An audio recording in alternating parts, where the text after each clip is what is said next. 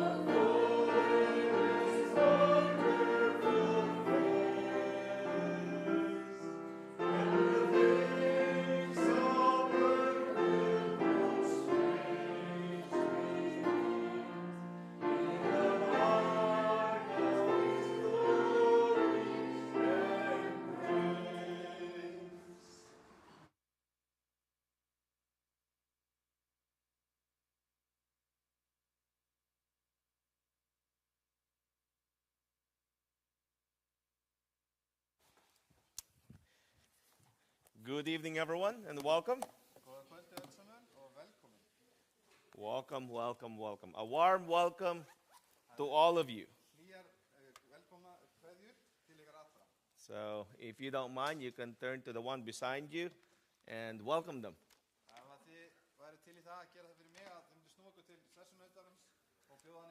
It's wonderful. Again, it's good to see you.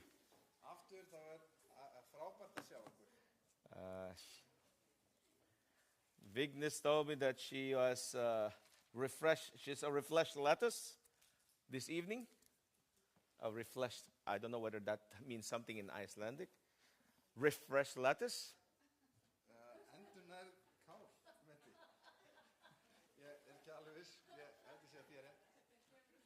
And I told her, well, it's good that you're refreshed. I'm a watered lettuce this evening. And I've been wet, but yeah, it's Icelandic water, so it should be good for you, right? Og íslenska rigningin, hún holl og góð fyrir okkur, það ekki? Night after night, we have been diving into some of the mental health tips. Og hverju kvöldi þá höfum við verið að fara í gegnum svona geðheilsu. And Bible prophecy team. Og líka spádóma Biblíunnar. And tonight we're going to dive into another topic. Og í kvöld þá ætlum við að fara inn í annað efni. Entitled That Gut Feeling. Sem heitir þessi magatilfinning. And Satan's Much Needed Break. Og hléið sem Satan þurfti sannarlega að halda. But before we dive in. En áður en við höldum lengra áfram. Let's again bow our head for a word of prayer. Þá skulum við lúta höfði í bæn. Mighty God and everlasting Father. Almáttugi Guður og ævarandi Faðir. Oh, what a privilege to come before your throne. Þvílík forréttindi eru að það koma fyrir hársæti þitt. With your children. Með börnum þínum. In this beautiful country. Í þessu fallega landi. Father, we thank you. Faðir, við þökkum þér. That we can study your word freely tonight. að við getum lært í þínu orði óreitt. We ask, oh Father, Við óskum þess, for Faðir, your presence.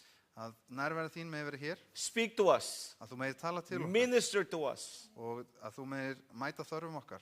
And Father, if there's anything within our hearts, mind, and midst that will hinder your spirit to fall upon us, Og Faðir, sé það eitthvað sem er að hindra okkur frá því að please remove it. heila andi þinn komi yfir okkur, þá byggjum þig að fjarlæga það. We pray for those among our family and friends that are sick. Við byggjum fyrir þeim sem eru lasnir, Please visit them. að þú megir vitja þeirra.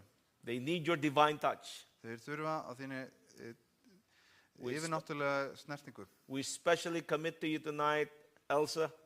Og við byggjum þig alveg sérstaklega að vera með Elsu, Please be with her að þú megir vera með henni. and her surgeons Og þeim skurðlæknunum and also any other loved ones that we have. og líka That are öðrum not well. ástunum sem að við höfum og eru lasnir. You know all our sorrows and our challenges, Þú þekkir allar sorgir okkar og áskoranir. and we lay them at the foot of the cross tonight. Og við leggjum þá við fætur krossins í Thank kvöld. you that Við you've þökkum heard our þér earnest plea, að þú hefur heyrt bænir okkar. because we ask it in Jesus. Því við byggjum í Jesu nafni. Amen. Amen. All right, we're going to dive into the topic of fix your gut, fix your mind. Og við ætlum að fara yfir í þemað lagaðu magan, lagaðu hugan. So this is what? Anyone Þetta want to take a guess? Þetta hvað? Vil ég giska hvað þetta Your stomach, your Þetta intestines, maginn and not your brain. og fyrir ofan heilin. So notice what it says here. Og takk eftir hvað stendur hér. This is the gut and brain axis. Þetta samband heila og maga. The gut-brain axis refers to the vagus nerve, a collection of nerves between the gut and the brain. Og þessi maga heila tenging fer í gegnum flökkutaugina, vegustögina á ensku, sem samansafn tauga sem fara á milli magans og heilans. About 90% of the nerves between the brain and the gut deliver information from the gut to the brain. 90% af taugunum sem fara á milli heila og maga, þá þær koma með upplýsingar frá maganum til heilans. Yes, the gut bacteria breaks down the food Það bakterían í maganum sem brýtur niður fæðuna and they release the compounds. og leysir þar á læðingi einhver These are the what we call short chain fatty acids. og við kallum þetta Short chain fatty acids. já, þetta hérna sem sagt These are fitusýrur sem einfaldar These are the building blocks to build cells. og það einmitt notað, þessar fitusýrur notað til að byggja aðrar frumur And they also release chemicals. og það verður líka til efni eða sem sagt And Já. they are sensed by the vagus nerve. og það þessi flökkutaug sem að móttekur þessar upplýsingar. So the gut updates the brain of what's going on down there. Svo maginn hann alltaf að láta heilan vita hvað að gerast. And also it helps improve the immune system. Og með þessu þá gera hann líka bætir hann ónæmiskerfið. So now this is the gut, Hér maginn, that's the brain. inneflið í maganum But og the hér gut heilin. is known as your second brain. Og maginn eða meltingavegurinn þekktur sem hinn annar heili. Look at what it says here. Humans have trillions of bacteria in their digestive tracts. Mannfólk hefur biljónir baktería í sínum meltingavegi. And about 70 to 80% of our immune defenses come from the gut. Og 70-80% af vörnum ónæmiskerfis okkar kemur úr maganum eða meltingafarinu. So think about that. Svo hugsa út í það. 70 to 80% 70-80% of our immune defenses come from the af gut. ónæmisvörnin okkar kemur þaðan. See the importance of the gut. Sjáu þið hversu mikilvægur meltingavegurinn So it says here the gut microbiome is our frontline defense from external environment. Og örveruflóran í maganum eða í meltingaveginum okkar fyrsta vörn So notice, fyrir ytra umhverfi. the stomach doesn't think. Athugið að maginn, hann It doesn't hugsar have ekki. thoughts, Hann hefur ekki hugsanir. but it communicates to the brain in different ways. En hann á í samskiptum við heila með mismunandi leiðum. And notice here it says gut microbiota is increasingly recognized to affect how our brain reacts. Og örveruflóra magans eða meltingarvegsins hefur verið að komast að því meira og meira hversu mikil áhrif hún hefur á heilan. So here, about 70% of our body's serotonin is produced in the gut. Og það 70% af serótínis sem framleitt í maganum. So there's a lot of things going on in the gut more than we would acknowledge. Svo það miklu meira að gerast í maganum heldur en það sem við gerum okkur grein fyrir. And so it impacts our mood, Það hefur áhrif including á feeling of anxiety, skap. depression, Kvíða, þunglindi and even your ability to focus and be productive. og jafnvel hefur áhrif á geta okkar til að einbeita okkur og að vera skilvirk eða koma hlutum í verk. So notice this scheme here. Sjáu þið þessa teikningu hér. This is an overview Þetta svona yfirleitt mynd of what takes place in the gut or in the intestine. og það sýnir okkur hvað það sem að gerast í meltingakerfinu. The gut microbiomes breaks down the food, Og örveruflóran í maganum brýtur niður fæðuna. and then notice the immune cells, the nerves and the blood vessel, they receive the metabolites from the Og microbes. þið takið eftir því að sem sagt, varnar eða ónæmis sellur líkamanns, taugarnar og blóð, æðarnar, þær taka öll upp mismunandi efni úr maganum. So here I saw there are over 10 trillion microbes that inhabit the human body.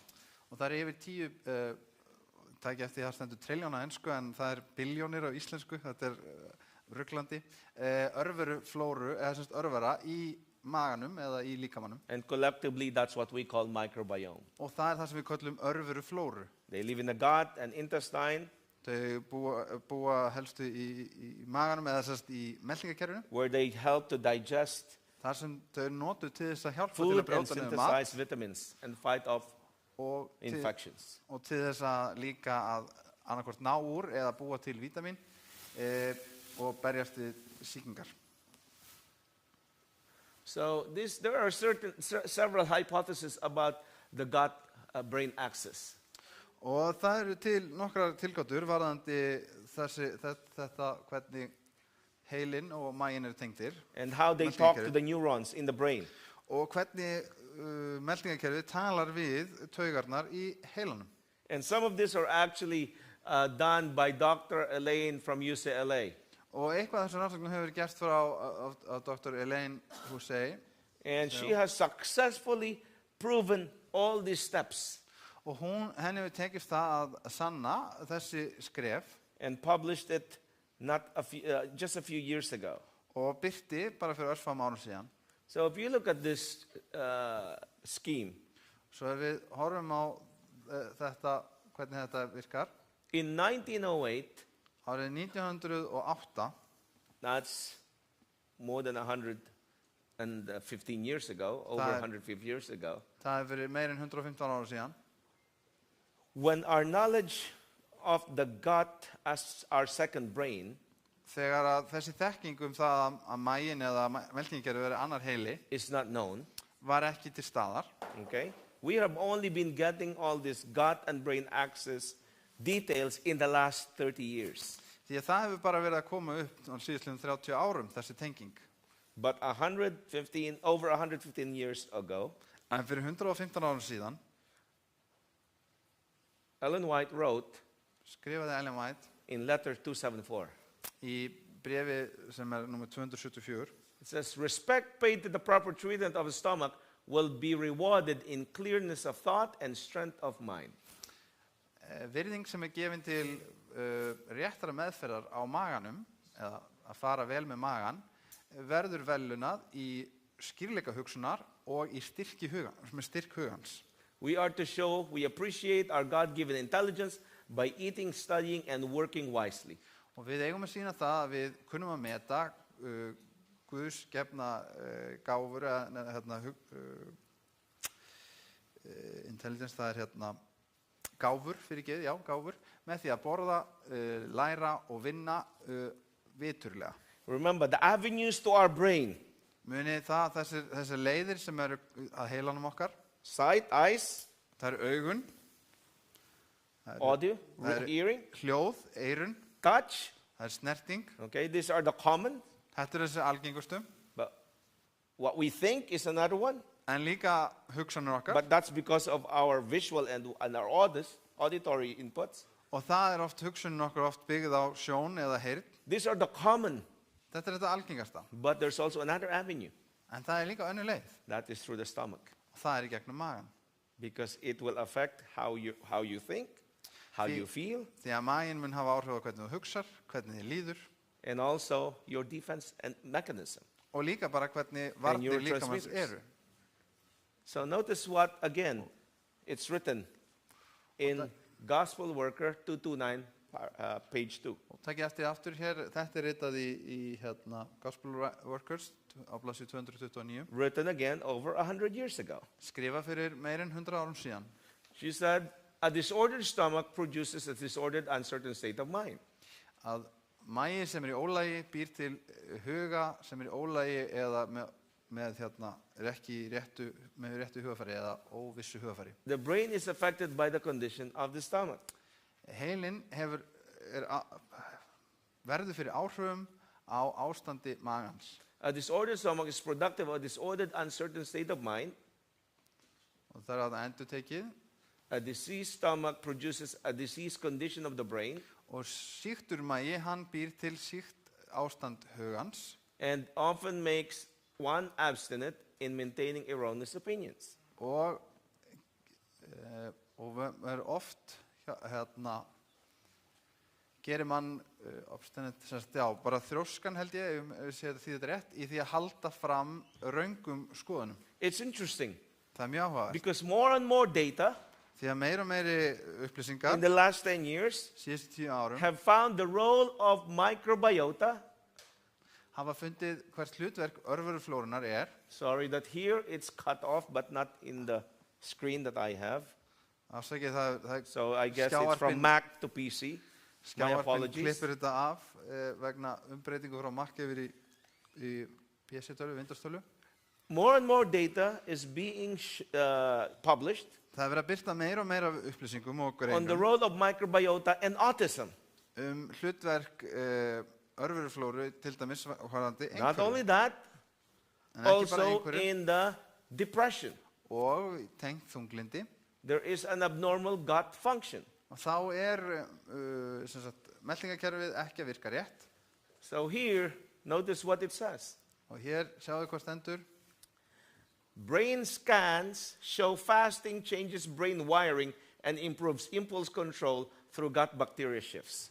Og heila skönn sína það að ef maður fastar þá breytir maður því hvernig heilin er tengingarnar í heilanum og að þetta styrkir stjórn á hugsunum með því, svona impulse control, það er að segja maður er ekki eins kvikur í að taka ákvarðanir og maður tekur ákvarðanir með öruggari hætti eða með því að breyta örveruflórunni í magan.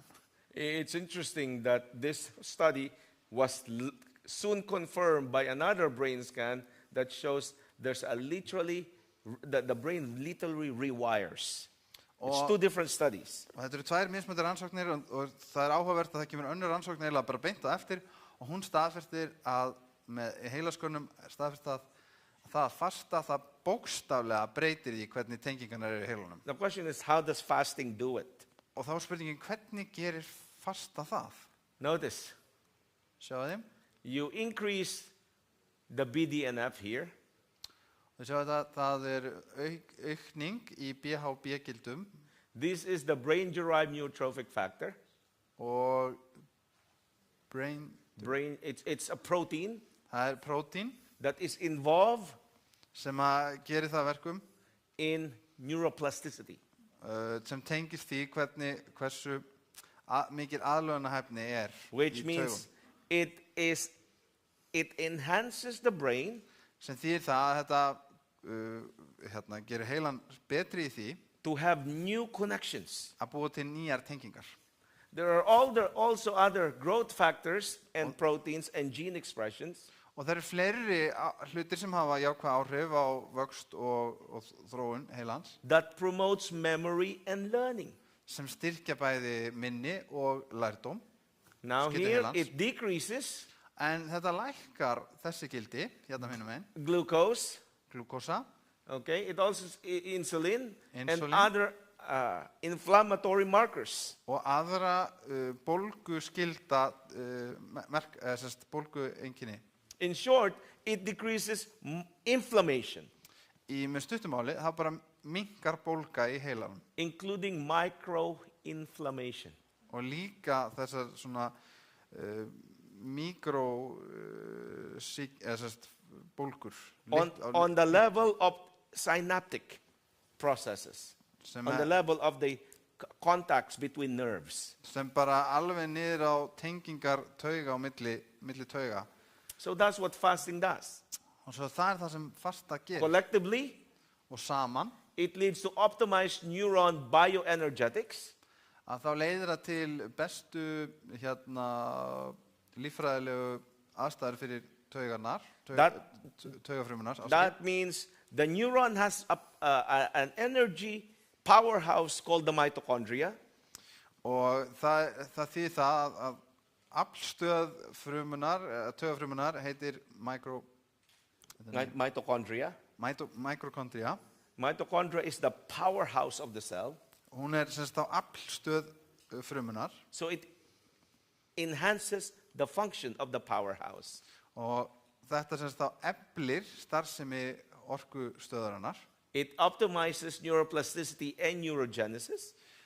og þetta aðstoðar við aðlögunarhæfni taugafrumna og endurnýjingu þeirra. On Tuesday, we'll talk about that. Og við tölum betur það á þriðjudaginn. And optimize neurons' resilience. Og aðalega líka gera þær betri að verja sig. All in all, Allt í allt, this gut-brain axis að þá hefur þessi heila og magatenging plays a very important role in mental health. spila bara svolítið stórt hlutverk í andlegri heilsu. It plays a role, as I already mentioned, in autism spectrum disorders, Og hún spilar inn í einhverfu in bipolar disorder, varandi bipolar, in depression, í þunglindi, anxiety, í kvíða and schizophrenia. og geðklofa. More and more data.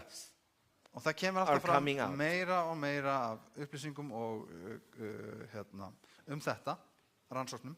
And Sýna in fram á þetta. Testimonies for the Church, Volume 3, Og í Testimonies for the Church, it þriðja says bók, the indulgence of appetite beclouds the mind and fetters the mind. að þá stendur að maður lætur eftir matarlistri, takk, þá gerir það heilan hugan óskýrari And blunt the holy emotions of the soul. og stöðvar heilugar tilfinningar í sálinni. The mental and moral powers of some of our preachers are enfeebled by improper eating and lack of physical exercise. Hugarstarfsemi og siðferðisleg kraftur sumra predikar okkar eru veikari fyrir vikið vegna órétts eða ekki rétts mataræðis og skort af líkamlegri hreyfingu. So we can take care of our gut. Svo að við getum séð okkar meltingarveg The flora of your gut is very important. og örveruflóran þar, hún skiptir mjög miklu máli. And that's sometimes the reason why we also should think about how to use antibiotics. Og það líka alveg ástæða til þess að hugsa þá hvernig við notum Only use antibiotics when absolutely necessary. sýklalyf. Og við ættum bara að nota sýklalyf þegar þess þarf. Because antibiotics will kill all the bacteria in your stomach. Af því að sýklalyfin þau drepa örverunar sem í maganum. Both harmful and useful. Bæði góðu og slæmu. It's like gardening. Þetta eins og að vera í garðyrkju. You put insecticide and pesticides. þú reynir að setja skortireitur, You weaken the soil. þá skemmur jarðveginn. Yeah, you kill the bugs, Já, þú ert kannski búin að drepa skortirinn, but you also kill the bugs and the worms on the soil that are also useful. en þú ert kannski líka að drepa skortirinn og ormana sem eru hjálplegir fyrir garðin. And so again, there has to be a balance. Það þarf að vera eitthvað jafnvægi. And that's why much care should be taken when considering its use. Og þess vegna þurfum við að hafa hugsa út í það þegar við notum sýklalyf. Now, this is Rose Þetta er hún Rose, in 1921. árið 1921. She is from New York City, Hún er frá New York and she lived a life consumed with parties after parties. og hún fór frá einu samkvæmi yfir í næsta samkvæmi. And suddenly, at the age of 21, Og þegar hún var hann 21, she was struck down by what we call encephalitis lethargica. og þá fekk hún ákveðið sjúkdóm sem heitir, It's, in simple terms, it's sleeping sickness. og í einföldum hætti má segja að þetta sé svefnsjúkdómur. So the disease, bless you, the disease you. attacks the brain, Þessi sjúkdómur ræðist á heilan leaving the victim in a statue-like condition, speechless and motionless. sem gerir það verkum að sjúklingurinn hann getur hvorki hreyft sig nýja tjáð sig. And they're stuck in that posture. Og þeir eru föst í þessari In that state. stöðu og þessari, lendi í þessu og bara föst í þessari So she was föst þannig. taken to the hospital. Það var farið með hann á spítalan. She was immobile, Hún gat ekkert farið, það var ekki hægt að- frozen hún gat in ekki an fært sig. awkward position on the bed. Og hún var svona frosin í svona óþægilegri stöðu og sett í rúmið. Local doctor said this would go away in a week. Og læknirinn sem var á staðnum, hann sagði But months- þessi áhrif fer eftir viku. Years passed. En mánuður og ár liðu hjá. Rose remained fixed in this incomprehensible state. En Rose, hún var föst í þessu ástandi. Eventually, Að lokum, Rose's body became rigid. að þá var líka með hennar orðin svona fastur í sér, styrður. And she was committed into institution. Og hún var sett inn á stofnun. And she laid in bed or sat in a wheelchair for 40 long years. Og hún lá í rúmi eða satt í hjólastól í 40 ár. And in 1960s, Og 1960 they began to experiment with a drug called L-Dopa. að þá byrjuður að prófa ákveðið lyf, L-Dopa. It was originally designed for Parkinson's disease. Það var upphaflega hannað fyrir Parkinsons sjúkdóminn. And what took place is this: she was one of the patients whom Oliver Sacks tried it on. Og það sem gerist er að hún var einn af þeim sjúklingum sem að Oliver Sacks prófaði þetta á. Oliver Sacks is one of those, he's a neurologist and a writer. Og hann var bæði vísindamaður og rithöfundur. He wrote a book, Hann skrifaði bók, actually several books, margar bækur reyndar. and to illustrate the importance of certain neurons and the brain function. Og hann skrifaði bók sem var til að leggja áherslu á hvernig sumar taugar virkar og hvernig heilin virkar. So he decided to use this on Rose and other patients. Og hann ákvaði að prófa þessi lyf á Rose og aðra sjúklinga. So Dr. Oliver Sacks was greatly surprised Og þessi Oliver Sacks læknirinn, hann var mjög hissa that his patients awakened að sjúklingar hans vöknuðu from their frozen state úr þessu frosna ástandi. to act more normally. Og þau gátu fyrir að hegða sér eðlilegra, betur. Other physicians were amazed. Og aðrir læknar voru mjög hissa. This was a great awakening for them. Þetta var bara svona mjög mikil uppbörun fyrir þá.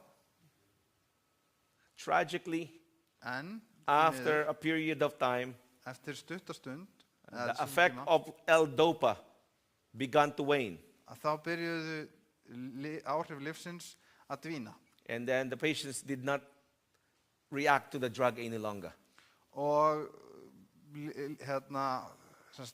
sjúklingarnir þeir hættu að bregðast við lyfinu aftur and they eins. went back into that frozen state. Og þau fóru aftur inn í þetta frosna ástand.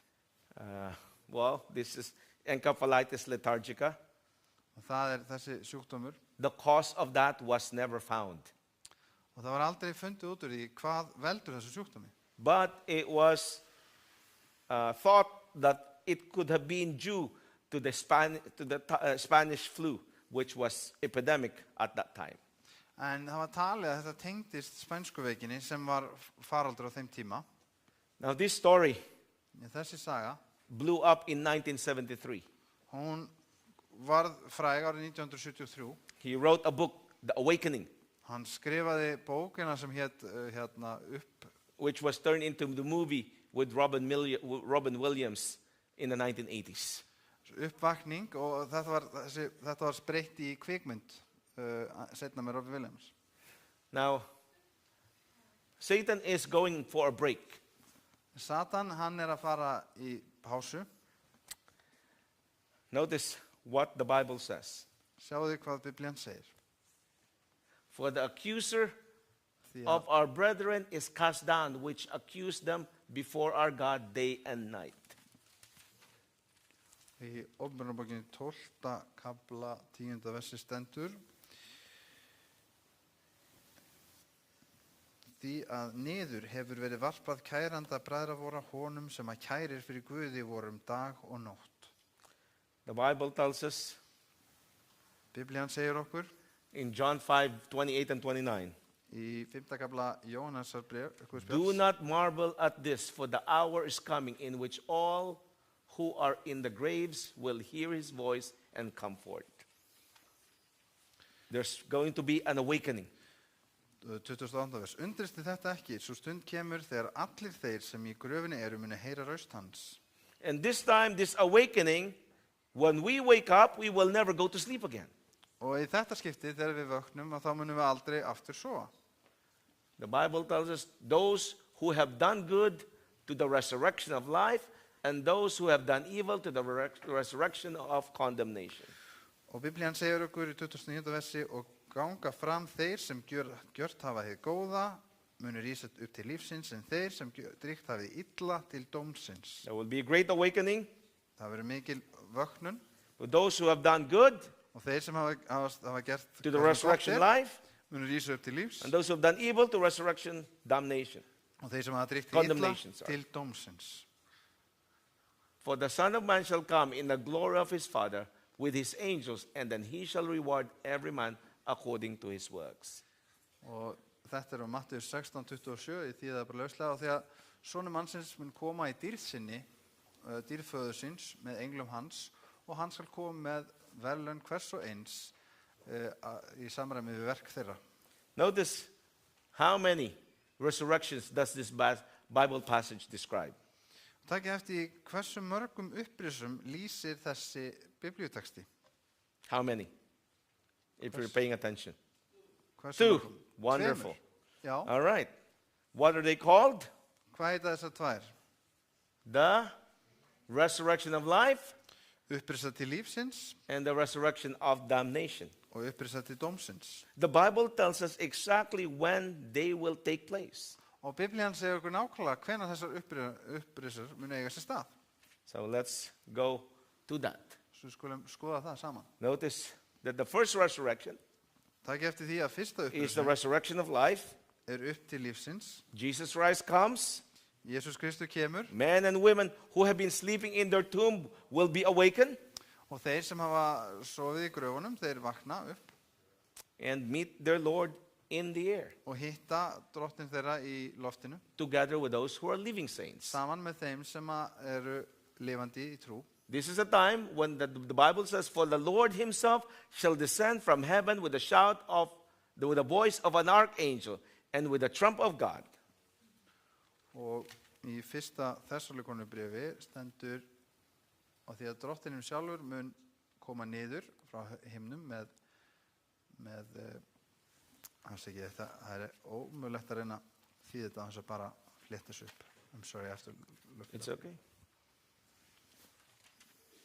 And the dead in Christ shall rise first. 4:16. 16 and 17.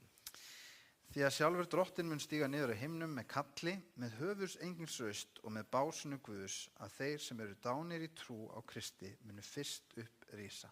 Yesterday we discovered that when we close our eyes in our sleep, in death in Christ, Og í gær þá komumst að því að þegar við lokum augum okkar í svefni í Kristi, the next conscious event we will know is the coming of Jesus. að það næst sem að meðvitund okkar mun þekkja koma Krists. Jesus marks the spot of our graves. Jesús hefur merkt gröf okkar.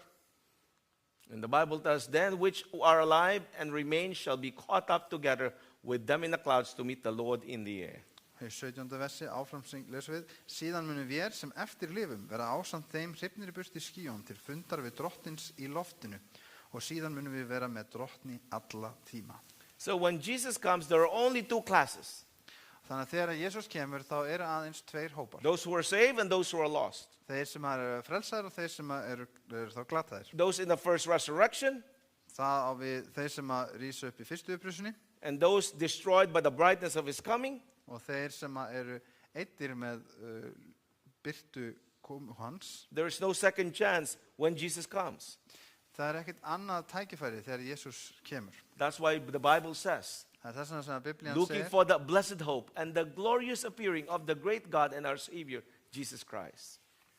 í Títusarbrefi að við horfum til þessara blessuðar vonar og þessa dýrlegu komu Krists okkar mikla Guðs og frelsar Jesú Krist. And the Revelation chapter 20 verse 6 further says, blessed and holy is he who has part in the first resurrection. Og í Åpenbarunarbókinni 20. kapla og 7. versi, sæll og heilagur sá sem á hlut í fyrri upprisunni. So there are two groups when það Jesus comes. eru tveir hópar þegar Jesús kemur. The saved Þeir sem eru frelsaðir and the lost. og þeir sem eru þá glataðir. The second group of people are not joyously waiting for the return of their Lord. Og seinni hópurinn, hann býður ekki eftirvæntingu eftir komu Krists. The Bible tells us in Revelation chapter 6, 15 and 17. Og við lesum í Åpenbarunarbókinni 7. kapla. Notice what it says. The kings of the earth, the great men, the rich men, the commanders, Og konungar jarðarinnar og höfðingjarnir og herforingjarnir og auðmenninir, mektarmenninir, the mighty man, every slave and every free man, hver þræll og þegn, hid themselves in the caves and in the rocks of the mountains and said to the mountains and the rocks, fólu sig í hellum og hömrum fjallan og þeir segja við fjöllin og hamrana, fall on us hrynjið yfir and oss hide us og felið oss from him who sits on the throne, from the wrath of the Lamb.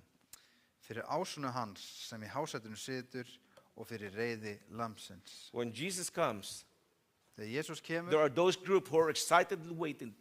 þá hópur sem hann býða eftir í eftirvæntingu. They knew that this world is not our home. Þeir vissu að þessi jörð ekki okkar heimili. They build homes here, yes. Þau byggðu heimili hér, já. They have jobs here, yes. Þau voru með störf hér, já. They have affairs here, yes. Og þau þurftu að sinna hlutum They're hér. just like you and me. Þau voru bara alveg eins og ég og þú. But their heart En hjarta þeirra and the focus of their lives og einbeiting lífs þeirra is not fixed on the here and now, ekki bara á hér og nú, but fixed on Jesus heldur einbeitt á Jesús and the home that He's prepared for us. og það heimili sem hann að undirbúa fyrir okkur. And there's the second group. Og svo hinn The hópurinn. Bible tells us when Jesus comes, Seinni hópurinn sem they will segir, not be able to look at Him. sem segir að þau mun ekki að horfa. They will Þau run. Þau mun ekki að horfa. They will Jesús hann hide. kemur. Þau mun reyna að fela sig. And they will say to the mountains, to the rocks, fall on us, hide us Og þeir segja við fjöllin, hrynjið from the yfir one oss. who sits on the throne, Frá þeim sem situr í hásætinu. from the face of the Lamb. Fyrir reiði lambsins. Interesting. Það áhugavert. The Lamb, Lambið. innocent animal. Þetta saklausa dýr. It's the wrath of a lamb. Have you ever seen a lamb that is fearful? Hafið einhvern tímann séð reykt lamb? I was walking in Switzerland, there, probably here too. I have not seen a sheep yet, but I've seen a lot of horses. Í Sviss þá eru, en ég hef reyndar ekki séð hér kind ennþá á Íslandi, en In mikið Switzerland, hestum. you can walk to when you're hiking and find cows and sheep and so forth. En í Sviss þegar þú ert að labba upp í fjöllum og þá sérðu bæði kýr og kindur. And once I wandered off from the path to this cute sheep and lambs. Og einhvern tímann fór ég af stígnum og fór þarna að einhverjum sætum kindum og lömbum. And as I was walking, Og þegar ég gekk, I saw this little lamb þá sá ég þetta litla lamb. charging at me. Hann var að stefna á mér. It was so cute. Þetta var svo It sætt was lamb. jumping, jumping, jumping. Hann var að hoppa. Why would I run from something so cute? Akkur myndi ég hlaupi burtu frá einhverju sem svona sætt? Harmless. Algjörlega skada, getur ekki gert með henni skada. But here, the Bible tells us, En hér segir Biblían, they're hiding. þeir eru að fela sig. They're praying, cover us, Þeir eru að segja Fall hýl on yfir us. oss, fallið yfir okkur, hide steinar. us Felið okkur from the one who sit on the throne and from the wrath of the Lamb.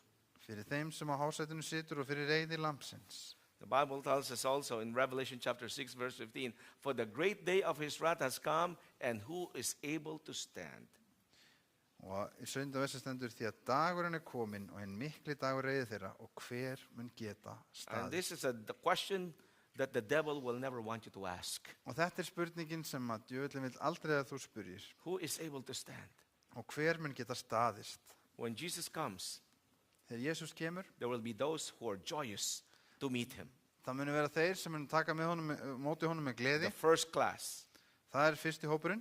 But there will also be those En það vera líka þeir who says in the end, your will be done. Those who say to God, your will be done. And those who God says to in the end, your will be done. Það verða þeir sem munu segja við Guð, þinn vilji verði gerður í lífi mínu eða almennt. Og svo verður annar hópur sem að Guð segir við þá í lokin, þinn vilji verði gerður. But Jesus invites you and me Jesús býður okkur to make him our Lord. að gera hann að drottni í lífi He okkar. invites you to make him your Lord.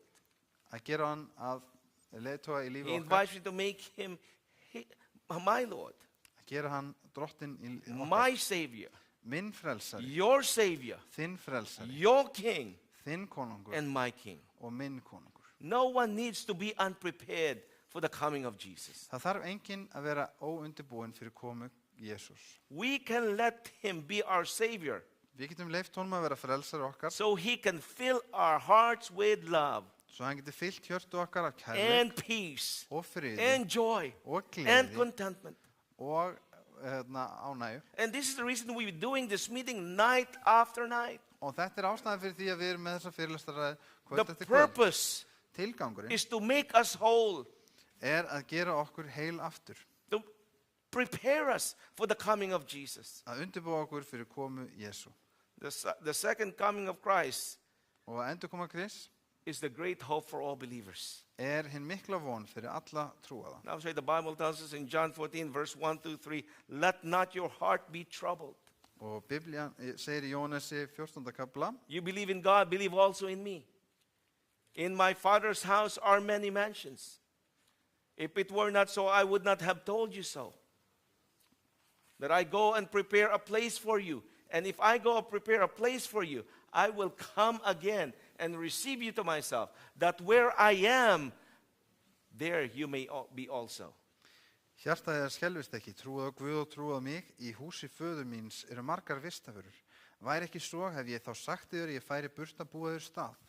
Þegar ég er farin burt og hef búið þér stað, kem ég aftur og tekur þér til mín, svo að þér séu einnig þar sem ég er. See, Peter died Pétur dó 30 years after the death of Christ. 30-40 árum eftir dauða Krists Paul at AD 66. og Páll 66 eftir Krist James, the son of Zebedee, 11 years og Jóhannes hann dó after the death of Christ. 11 árum eftir Krist. John, no date given Og by við- early writers. Já, fyrir Jóhannes Sebetusson vitum við hvenær var, en Jóhannes vitum við ekki hvenær hann. The promise Go. is theirs. I will come again and receive you to myself. That where I am, there you may be also. að þegar ég hef búið á stað þá kem ég aftur og tekur þau til mín svo þér séu einnig þar sem ég er. Það er loforðið. So the events at the second coming of Jesus, Svo atburðin sem gerast við endurkomu Krists, believers are resurrected. þeir sem eru trúaðir eru uppristir Believers receive immortality. og þeir sem að trúa, þeir taka á móti The wicked ódauðleika. living consumed. Þeir sem að lifa og í illsku þeir eru hérna Wicked that remain in their graves. og hinnir sem eru dánir í ekki Kristi, ef maður orðaði þannig, þeir eru áfram í gröfum sínum. And believers ascend to heaven with Christ. Og við sjáum að þeir sem trúa, þeir fara til himna með Kristi. What happens next is the question. Hvað gerist næst? The Það Bible spurningin. tells us what events follow the second coming. Og Biblían segir okkur hvað gerist beint á eftir The book of Revelation tells us, eftir komu Krist. Revelation chapter 20, verse 1 and 2. Og í Opinberarbókinni 20. kapla versi 1 og 2. Then I saw an angel coming down from heaven, Og nú sá ég engil stíga niður á himni. having the key to the bottomless pit, and a great chain is in his hand. Hann hélt á lykli undurdjúpsins og stórum fjötra í hendi sér.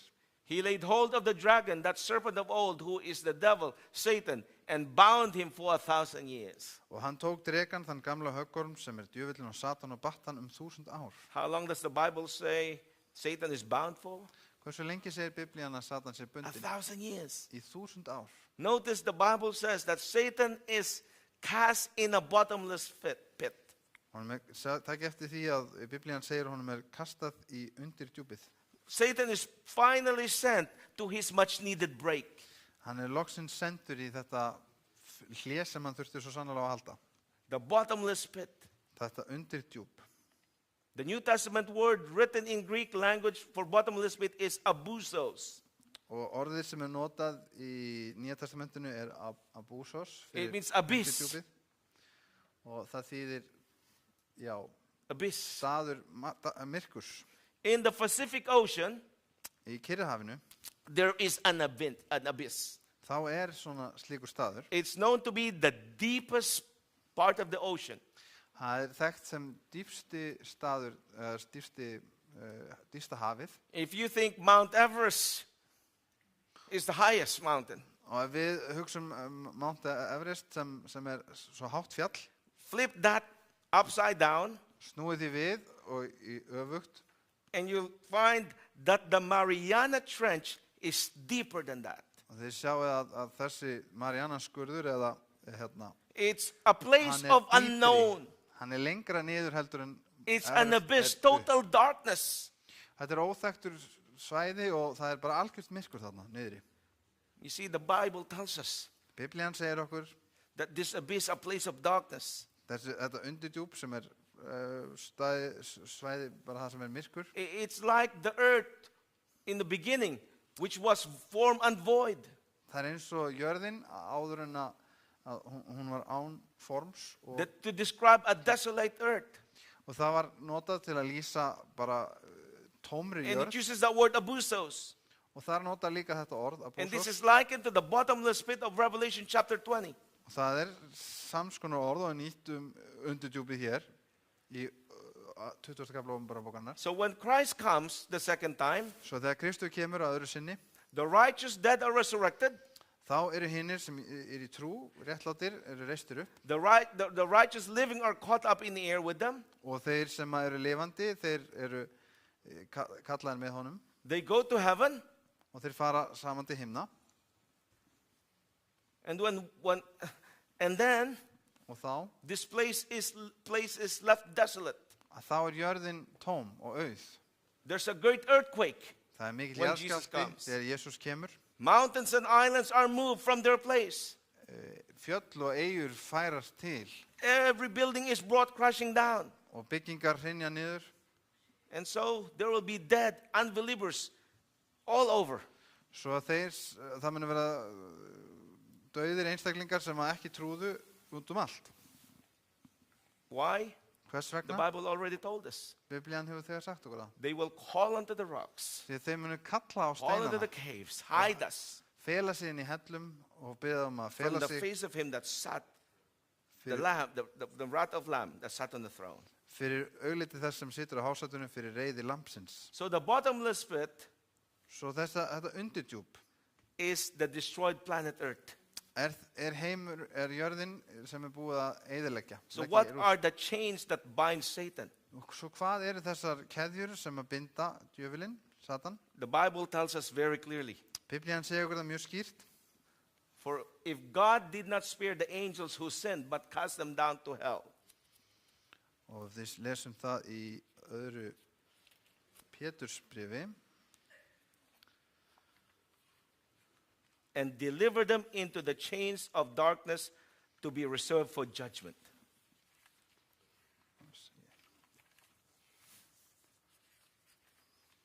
Öðru Pétursbréfi, öðrum kafla á 4. versi.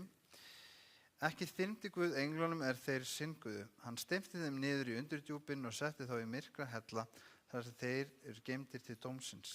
So during the 1,000 years in which Satan is bound on earth with chains of darkness, Þannig að meðan yfir þessi 1000 ár sem að Satan bundinn, Satan has no one to tempt Það or hefur deal hann- with any longer. þá hefur Satan ekki aðgengi að neinum til að freista eða til að stýra. All the unbelievers and the wicked are gone.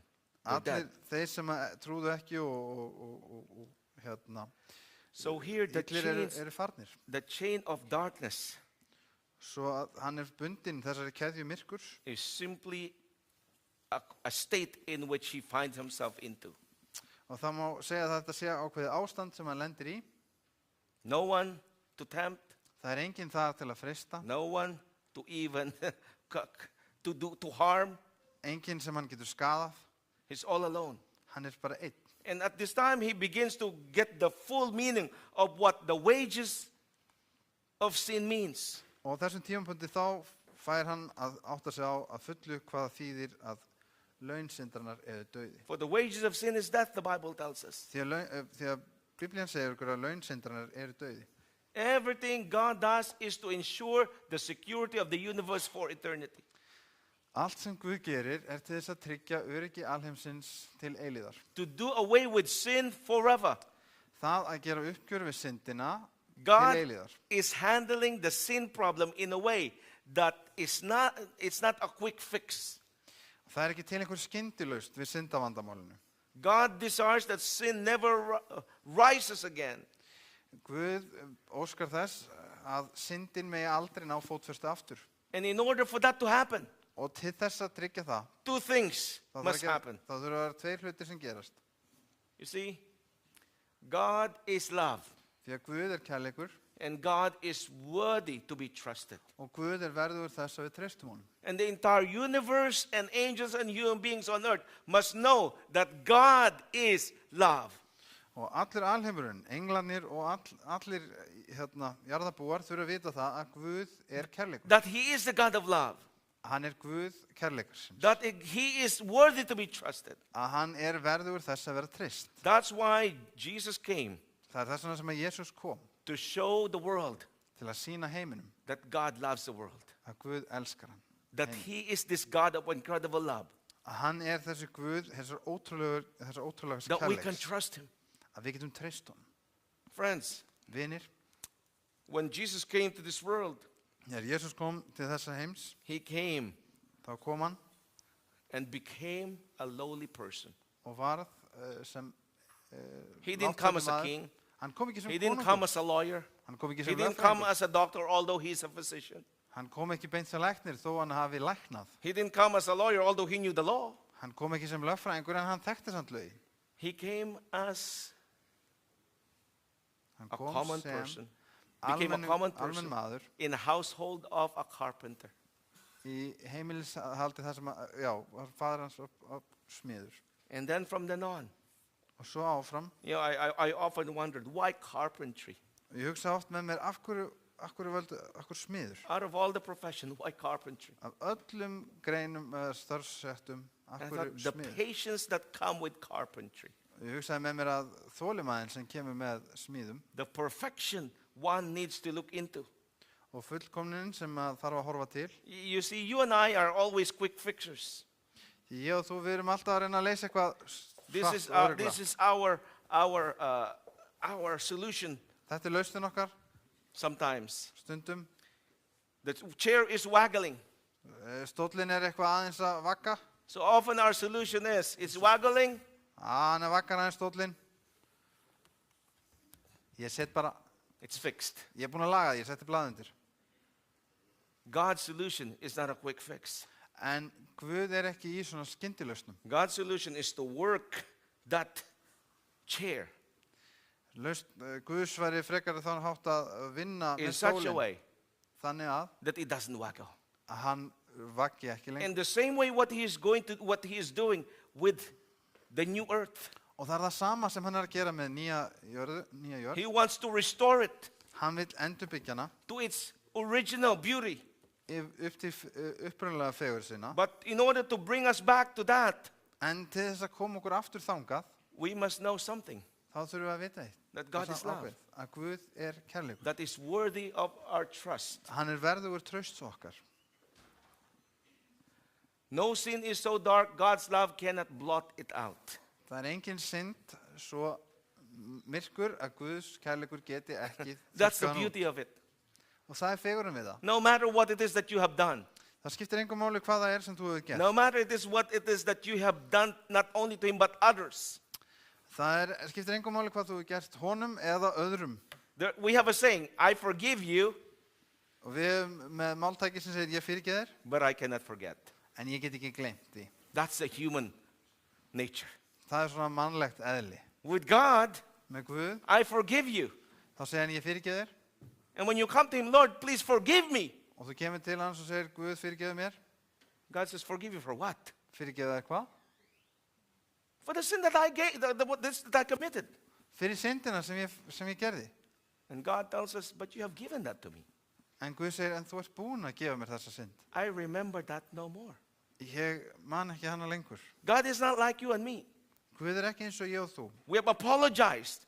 Við erum búin að biðjast We have afsökunar. done what is right. Við höfum lagað það, And gert það yet- sem er rétt. En samt, Sometime in later, years after years, setna, árum eftir ár, when a person has erred us again, þegar einhver brýtur aftur á okkur, we would point out those past trespasses. þá munum við fara aftur í það gamla og segja, þú gerði mér þetta.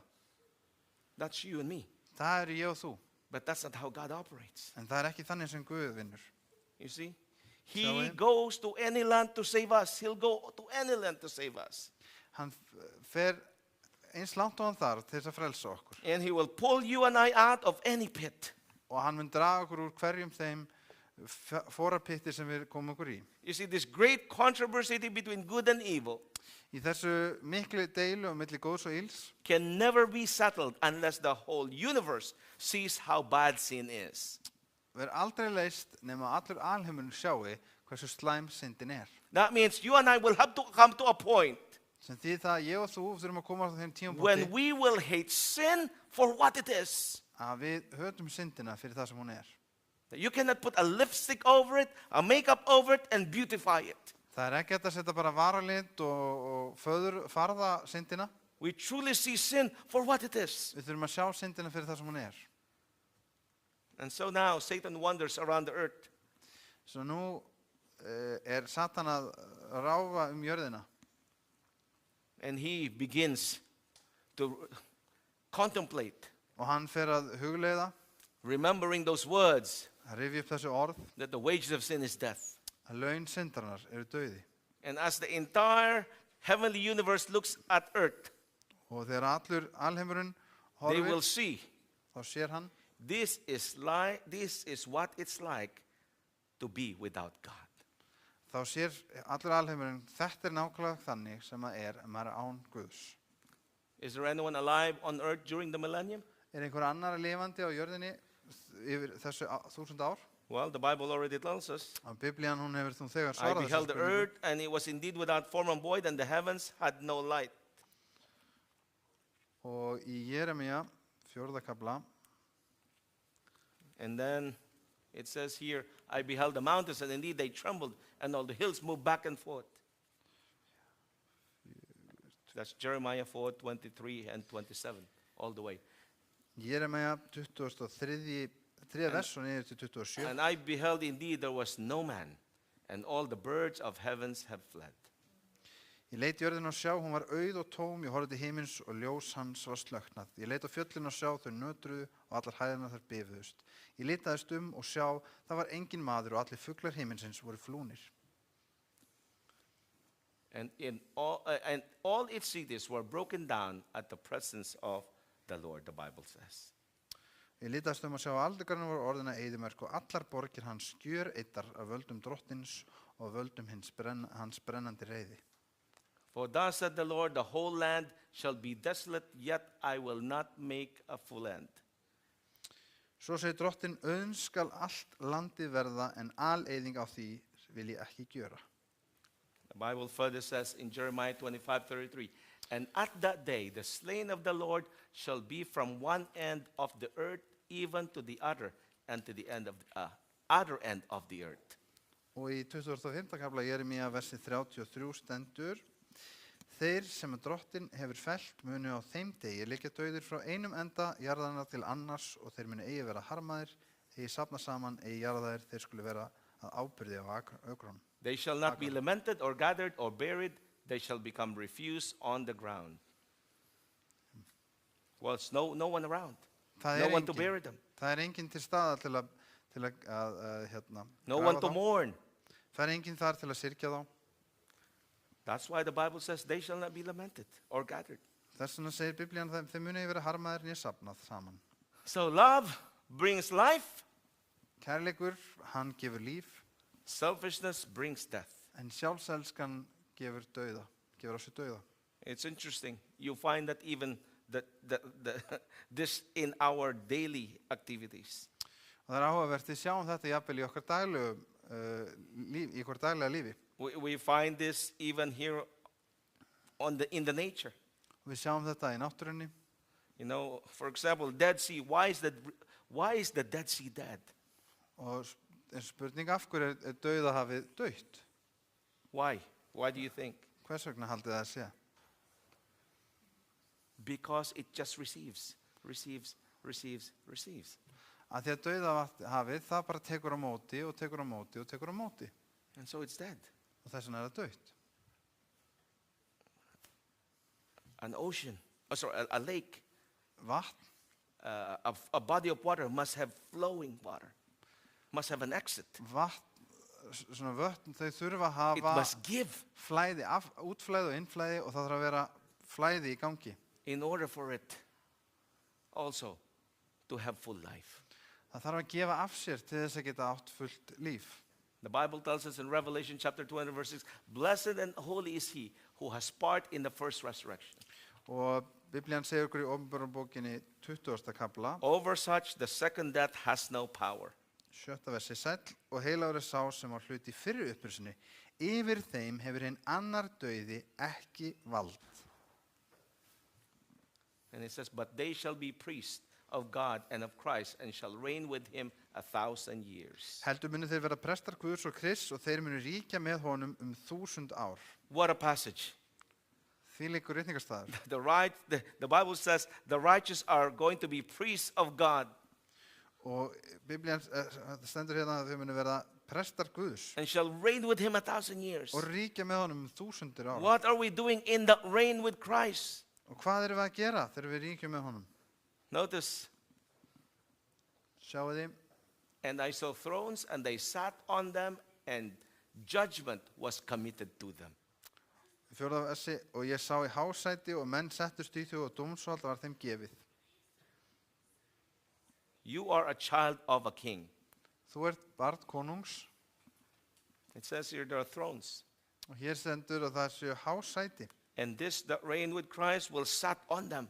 Og þeir sem að ríkja með Kristi, þeir munu sittast á hásætin. You are a child of the king. Þú ert barn konungsins. If we are a child of a king, Ef við erum börn konungsins, we should start living that way. þá ættum við að hefja að lifa lífinu þannig. There are only two ways. Það er aðeins 2 leiðir, The way of life leið lífsins and the way of death. og leið And dauðans. God says at this time, Og Guð segir á þessum and tímapunkti, the books were opened. 12. versi, og bækunar voru opnaðar. You probably say, I don't quite understand. Why, after the lost are the books opened? Og bókunum var lokið upp, já. Og þið kannski spyrjið af hverju verða að ljúka upp bókunum þegar að þeir sem að eru glataðir, þeir hafa nú þegar mist lífið. We'll have the opportunity to look over heaven's book record. Við fáum tækifæri til þess að fara yfir dóma og það sem hefur gerst. We will finally fully understand Við munum að endingu skilja fyllilega why those whom we believe to be in heaven are not there, hvers vegna þeir sem að við héldum að eru í himnaríki eru þar ekki, because the book will record everything. af því að í bókinni verður allt skráð It will record what God has been trying to do. og þar mun koma fram allt það sem Guð hefur reynt að gera. And it says, why is that person not in heaven, Lord? Og við munum segja, Guð, hvers vegna þessi maður ekki hér? And God will take you to that Persóna. moment. Og Guð mun taka okkur á þeim tímabúti. Look Sjáðu, at the things I have done for this guy to try to save him. sjáðu allt það sem ég gerði til að reyna að bjarga þann. But he refused. En hann neitaði. Refused to surrender. Neitaði að Refused to surrender. gefast mér. Hann, What must I do? hvað ætti ég að gera? And then we will wonder why we're there. Og svo munum við velta fyrir okkur, akkur ég þar? And we get to see that too. Og við fáum að sjá það líka. How at the same time we were also refusing. Hvernig við vorum að neita, But somehow, en einhvern veginn, because of the grace and mercy of God, að fyrir náð Guðs, our heart was drawn to him.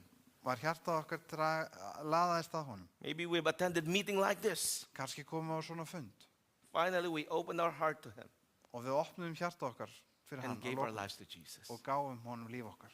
Friends, 20 years ago, I was in the similar situation as many of us here. Vinir, fyrir 20 árum síðan þá var ég í sömu aðstöðu og margir okkar hér. I thought, yes, here. I'm not a bad person.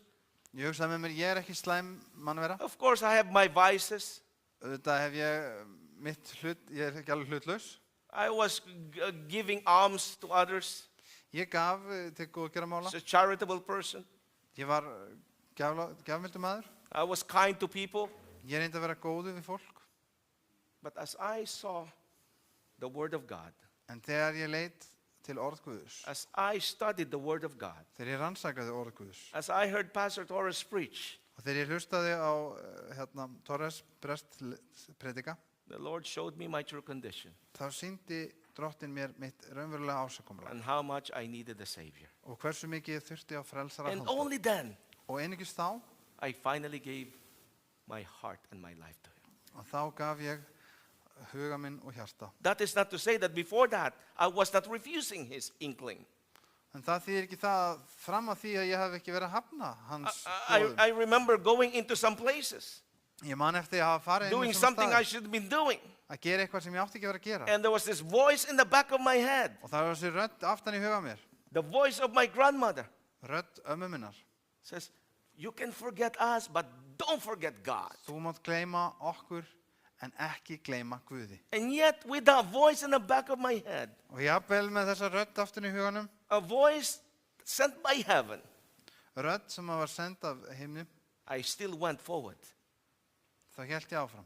to follow the inkling and the desires of the flesh, the lust of the eyes, and the pride of life. Til að elta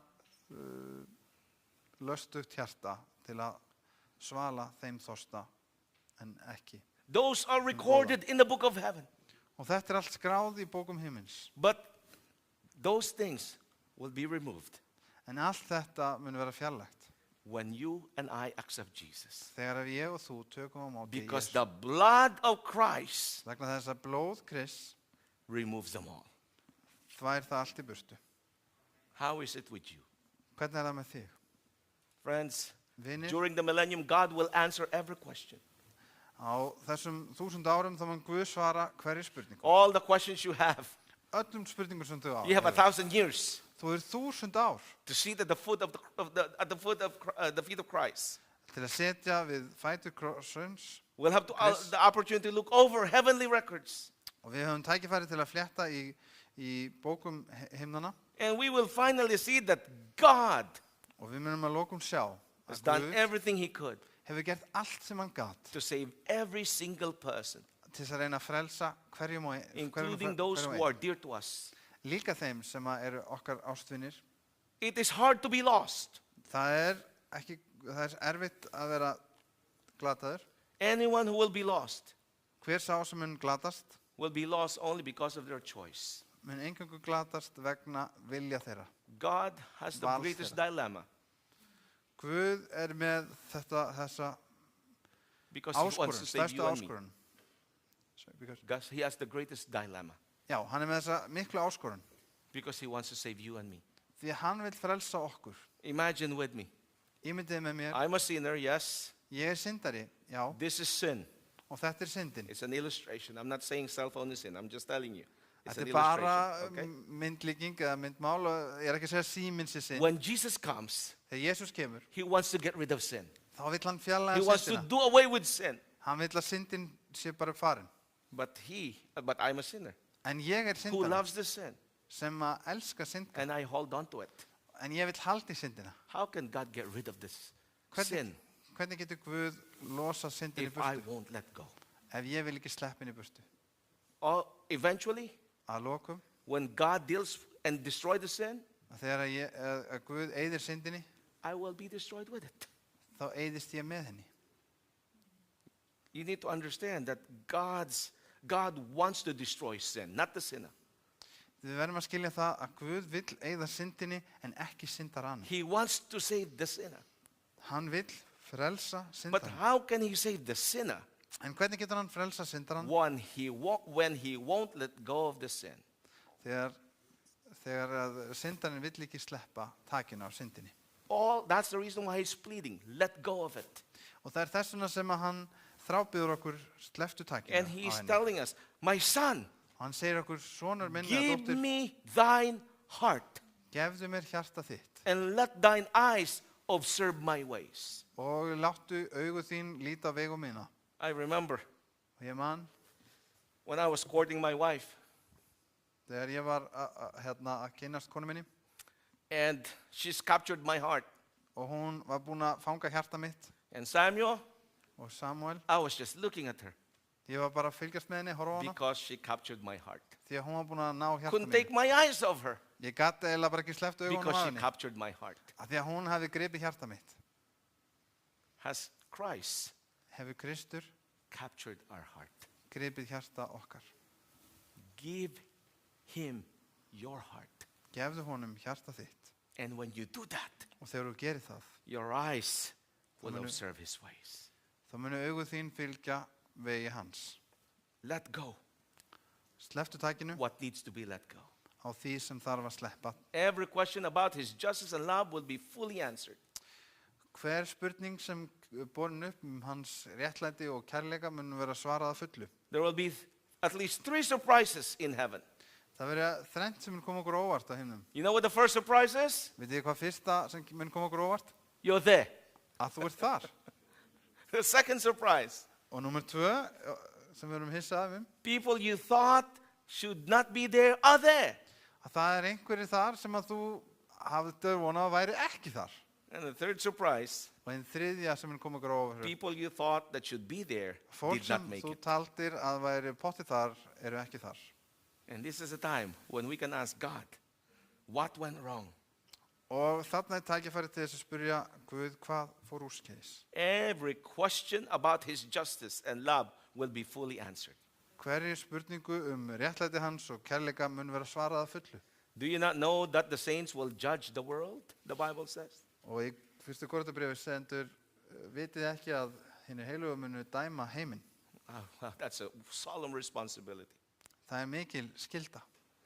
So we will judge the world simply by saying, you know what? God is just. Og við munum dæma heiminn með því að segja að Guð er réttlátur. He is worthy of our love Hann er verðugur kærleika okkar and worthy of our praise. og hann er verðugur lofsöngs okkar.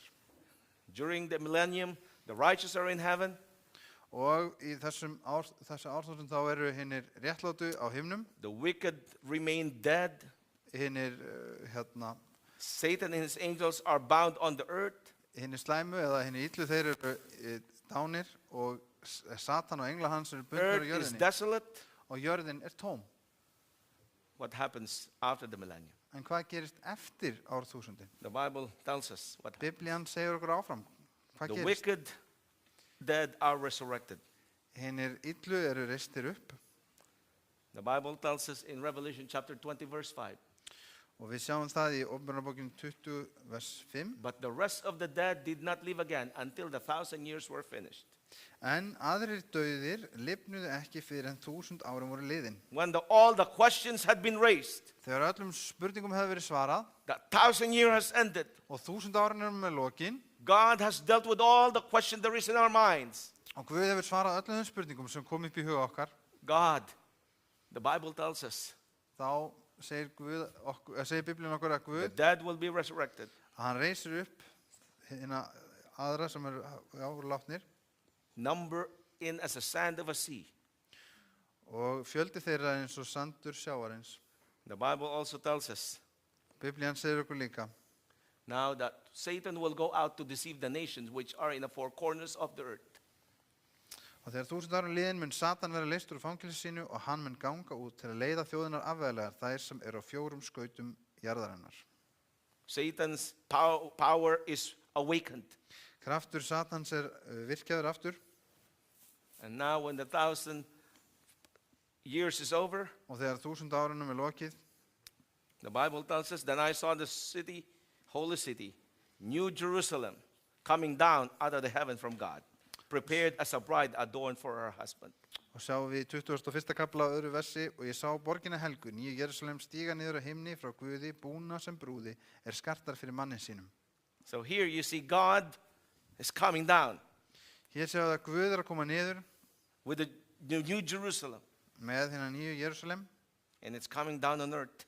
og hann að koma niður til jarðar And the Bible tells us og Biblían segir okkur that this holy city descends. að hérna, hinn helga borg kemur niður Satan deceives all the resurrected wicked that have been resurrected. og Satan hann blekkir áfram eða vel þá sem að hafa verið reistur upp til sína seinni All upprisu. those who are saved are in the city. Allir þeir sem eru frelsaðir, þeir eru inn í borginni. And outside the city are the wicked resurrected. Að þá eru, já, henni illu að þeir glötuðu, þeir eru fyrir utan borgina. They surround the city. Og henni glötuðu þeir umkringja borgina. Two groups. 2 hópar. Those that are in the city, Þeir sem eru inn í borginni Jesus will either be Lord of all. og Jesús þar drottinn allra, Those outside the city, en fyrir þeim sem fyrir utan borgina, not Lord at all. ekki drottinn yfir höfuð. And then what happens next? Hvað gerist þá næst? The Bible tells us Biblían segir okkur they went up on the breadth of the earth and surrounded the camp of the saints at the beloved city. og þeir stigu upp á víðan völl jarðar og umkringdu herbúðir heilara og borgina elskuðu. Why are they surrounding the city? Hvers vegna eru þau að umkringja borgina? You see, Satan has revived their rebellious heart Því að Satan hann hefur æst upp hjarta uppreisnar and tells them, og segir þeim, we can take the city. við getum alveg hertekið þessa borg. All the expertise of war and battles are here with us.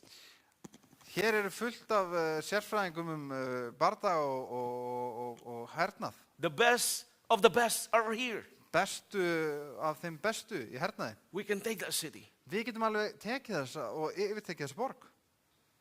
And the people in the city are looking out. Og fólkið í borginni lítur út. Says, these are the very people Sér þetta fólki þar. whom we ask God, why are you not in here? Og þetta jafnvel það sama fólk og við vorum að spyrja Guð, hvers vegna eru þau ekki hérna inni? And they are charging full steam ahead Og þau eru á fullri ferð að ráðast á borginni. with all their war expertise and what have they? Með öllum þekkingu og því hvað sem það To take the city. til að reyna að taka borgina með valdi. The Bible tells us, En Biblían segir okkur, and fire came down from God out of heaven and devoured them. en eldur fjall af himni ofan og eyddi þeim. The entire universe is clean. Það er búið að hreinsa allan alheiminn. Finally, Satan and his angels are destroyed. Satan og englum hans líka eitt. And out of the ashes of the old world, God makes a new one. Og ösku hins gamla heims gerir Guð nýjan heim. In the presence of a holy and glorious God, Í návist heilags og dýrlegs Guðs, sin is a combustible material. þá syndin eitthvað sem brennalegt efni, eða sprengur. The Bible tells us the devil who deceived them was cast into the lake of fire and brimstone. Og í 10. versi segir, og djöfullunum sem leiði þá afvegalega var kastað í dýki elds og brennisteins. This is the fire that comes from heaven Þetta eldurinn sem kemur frá himni, that devours all. sem Satan, his angels, and the wicked sem fjalla himni ofan á einni þeim. resurrected wicked. The Bible tells Satan, us engla hans og þá sem hefur risið upp til dauða. and I turned you to ashes upon the earth. You have become a horror and shall be no more forever. Og í Esekiel 28. kapla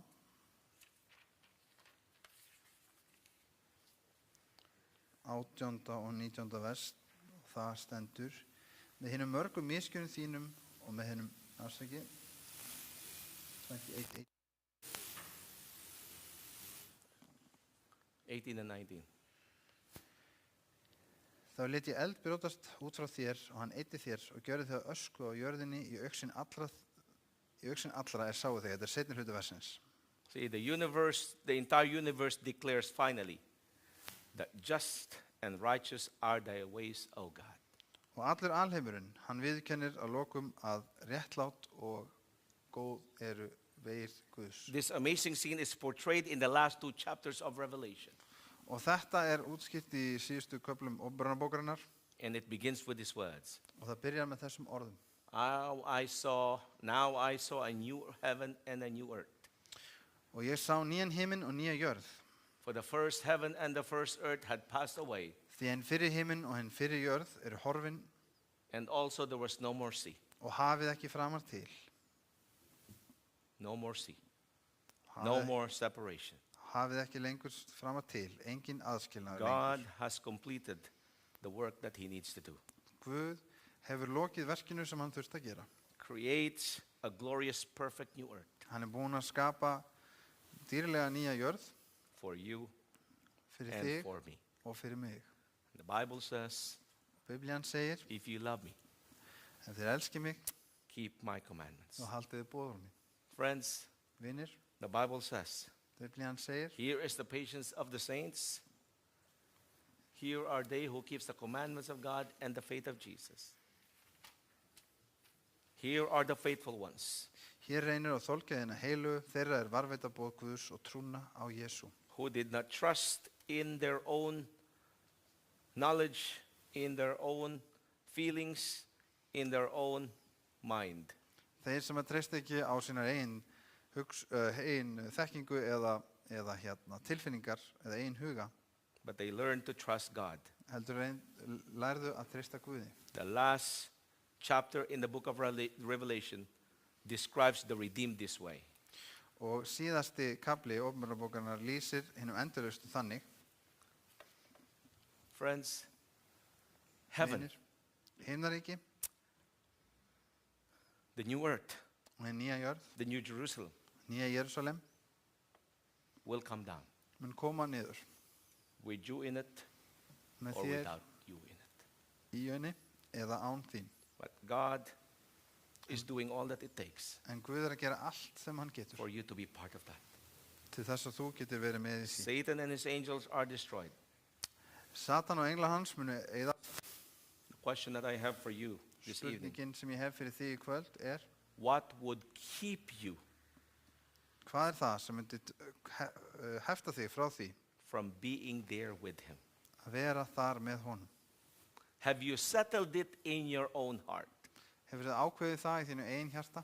Have you settled it in your own life? Hefur þið ákveðið það í þínu eigin lífi? Is there some weight of guilt that keeps you from full surrender to him?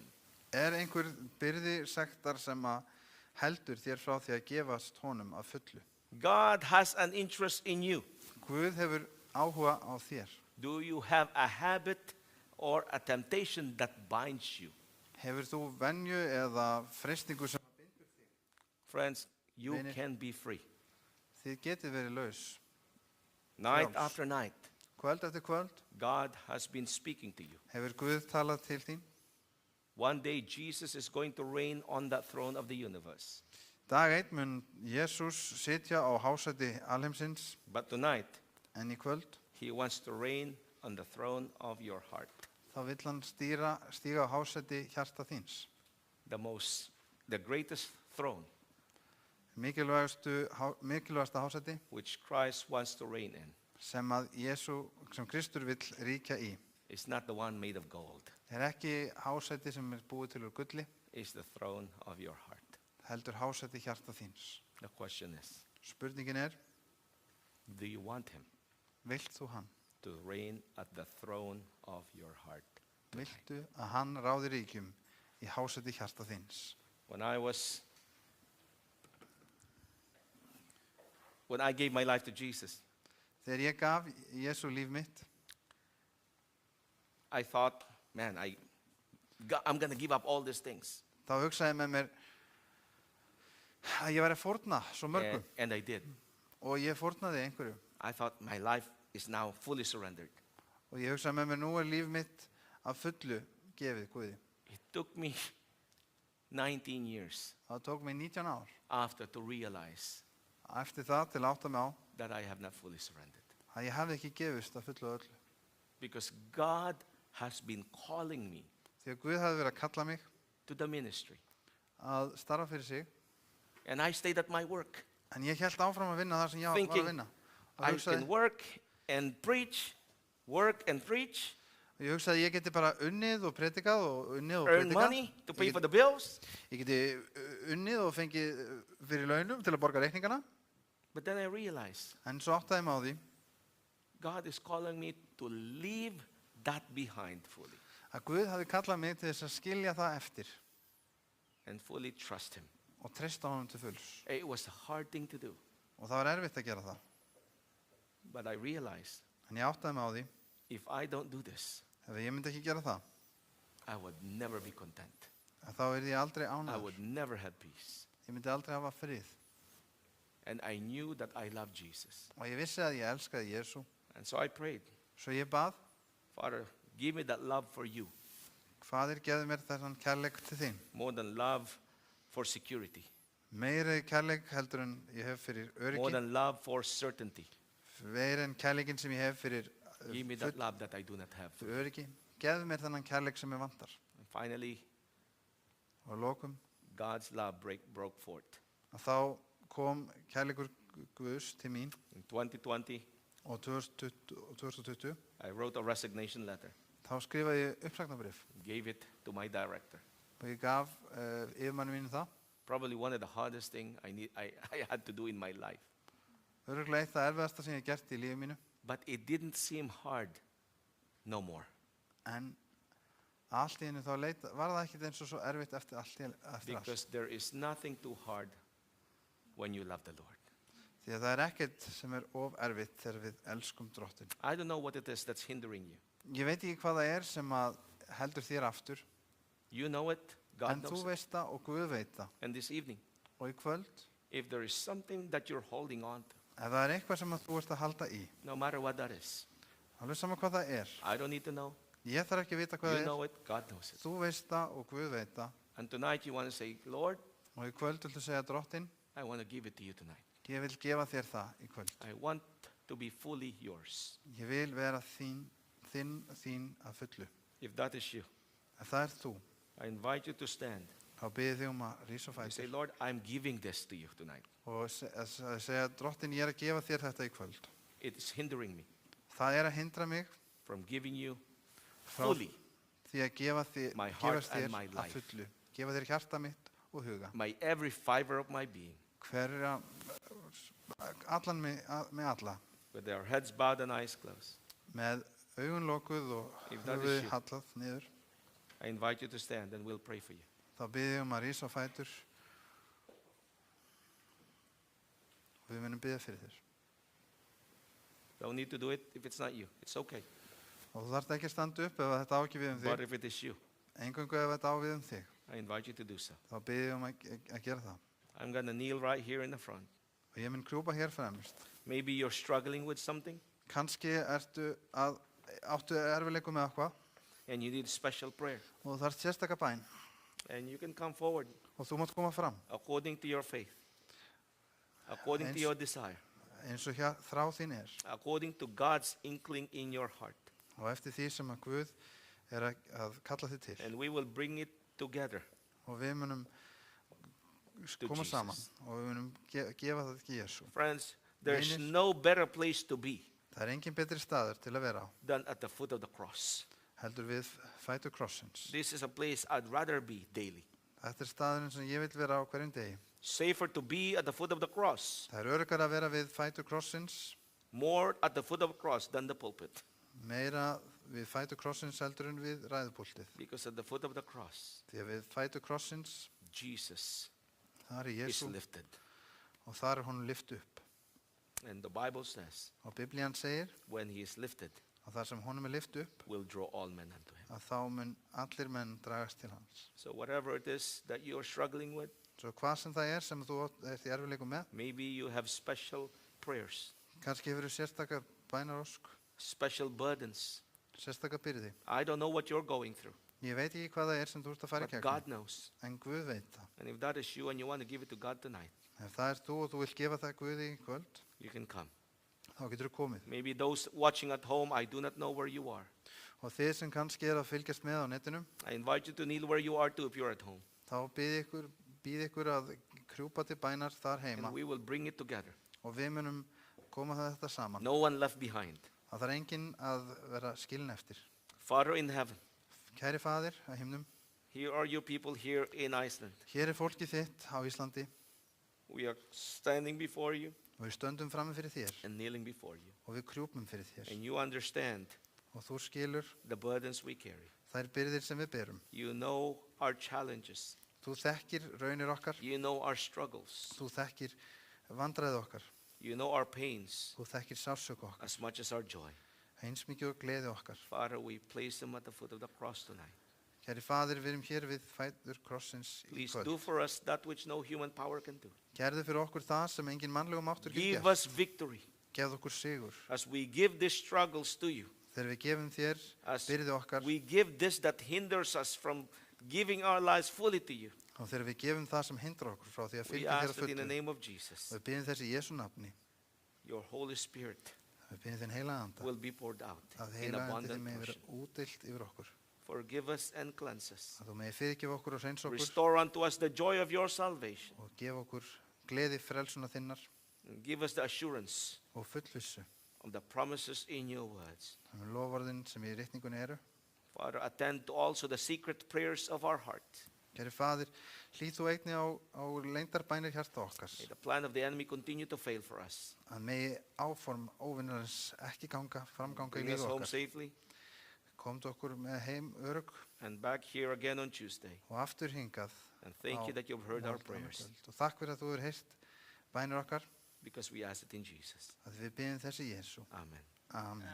Amen. Amen.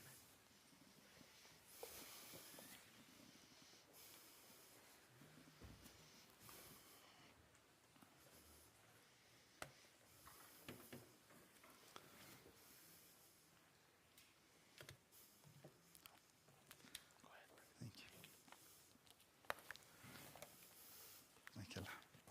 Thank you. Við þökkum Jan kærlega fyrir kröftum af boðskap og ég bið þessi þakka ykkur fyrir komuna í kvöld. Næsti fyrirlestur verður á þriðjudagskvöldið hér klukkan 7 og ég hvet ykkur öll til að koma þá og hlýða áfram á áframhaldandi boðskap. Okkur til heilla og ég bið ykkur vel að lifa og gef ykkur góða nótt. Takk fyrir í dag.